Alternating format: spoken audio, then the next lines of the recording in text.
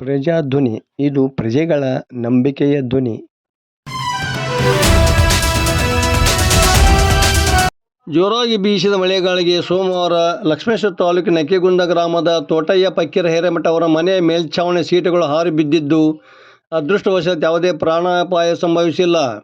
ಏಕಾಏಕಿಯಾಗಿ ಜೋರಾಗಿ ಗಾಳಿ ಬೀಸಿದ್ದರಿಂದ ಸೀಟುಗಳು ಮುರಿದಿವೆ. ಸೀಟ್ ಹಾರುವ ಶಬ್ದಕ್ಕೆ ಮನೆಯಲ್ಲಿದ್ದವರು ಕೂಡಲೇ ಹೊರಗೆ ಓಡಿ ಬಂದರು. ಇದರಿಂದಾಗಿ ಯಾವುದೇ ಅನಾಹುತ ನಡೆಯಲಿಲ್ಲ ಎಂದು ಗ್ರಾಮದ ನಿವಾಸಿಯೊಬ್ಬರು ತಿಳಿಸಿದರು. ಕಳೆದ ಒಂದು ವಾರದಿಂದ ಜೋರಾದ ಗಾಳಿಯೊಂದಿಗೆ ಇಡೀ ತಾಲೂಕಿನಾದ್ಯಂತ ಜಿಟಿ ಜಿಟಿ ಮಳೆ ಸುರಿಯುತ್ತಿದೆ. ಆಗಾಗ ಮಳೆಯೊಂದಿಗೆ ಬೀಸುತ್ತಿರುವ ತಣ್ಣನೆಯ ಗಾಳಿ ಜನರಲ್ಲಿ ಅನಾರೋಗ್ಯ ಸಮಸ್ಯೆಯನ್ನು ಹುಟ್ಟುಹಾಕಿದೆ. ವೃದ್ಧರು, ಮಕ್ಕಳು ಜ್ವರ, ಕೆಮ್ಮು, ಕಫದ ತೊಂದರೆಯಿಂದ ನರಳುತ್ತಿದ್ದಾರೆ. ವರದಿ ನಾಗರಾಜ್ ಹಣಿಗೆ, ಪ್ರಜಾಧ್ವನಿ, ಲಕ್ಷ್ಮೇಶ್ವರ.